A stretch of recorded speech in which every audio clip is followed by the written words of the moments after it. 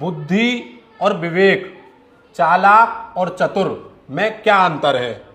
बुद्धि के द्वारा भी जो है हम निर्णय लेते हैं और विवेक के द्वारा भी जो है हम निर्णय लेते हैं, तो फिर इनमें अंतर क्या है? सबसे पहले आपको बताना है और आप भी हमें जो है कमेंट करके बता सकते हैं बुद्धि और विवेक में अंतर, चालाक और चतुर में अंतर। तो सबसे पहले आप बताइए, नहीं तो फिर मैं बताऊंगा।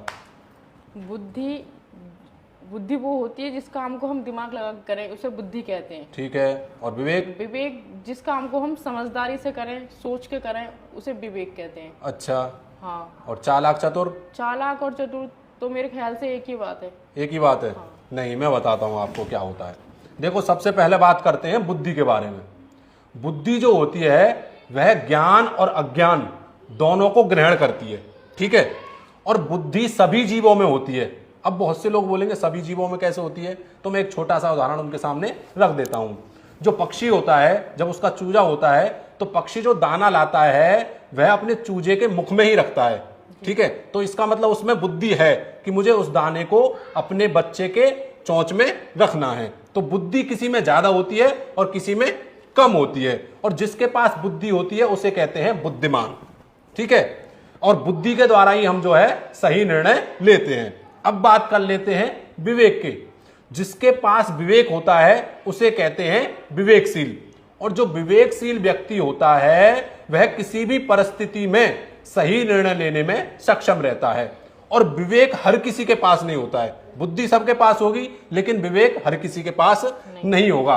अब आपके और विवेक के द्वारा ही आदमी जो है सही निर्णय लेता है। अब आप कहेंगे बुद्धि के द्वारा भी सही निर्णय ले रहे हैं और विवेक के द्वारा भी सही निर्णय ले रहे हैं, तो इनमें अंतर क्या है? मैं आपको छोटा सा उदाहरण देकर के समझा देता हूं। जो रावण था वह कौन था? बुद्धिमान था। उसके पास जो है चारों वेदों का ज्ञान था। ठीक है। लेकिन रावण को सब कुछ पता था। उसे पता था कि पराई स्त्री को छूना तो दूर, देखना भी जो है अपराध होता है। उसे पता था, लेकिन उसने क्या किया? फिर भी सीता जी का हरण किया। लेकिन जो विवेकशील व्यक्ति होगा उसे पता होगा और वह उस कर्म को करेगा नहीं।